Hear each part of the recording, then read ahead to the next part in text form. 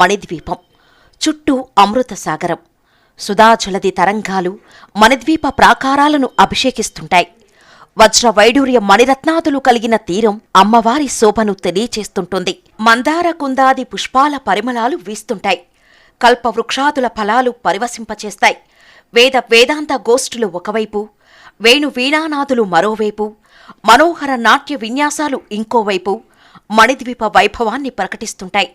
స్వర్ణ మణిమయ ఖచ్చితమైన మణిద్వీపంలోని చింతామణి గృహంలో శ్రీచక్రం మధ్యలో రక్త వస్త్రాలను, ఎరుపు రంగులో ఉన్న కస్తూరికాది లేపనాలను ధరించి మంగళాకరమైన పర్యంకంపై భువనేశ్వరీమాత భువనేశ్వరుడితో కలిసి అతని వామభాగంలో కొలువుతీరి ఉంటుంది.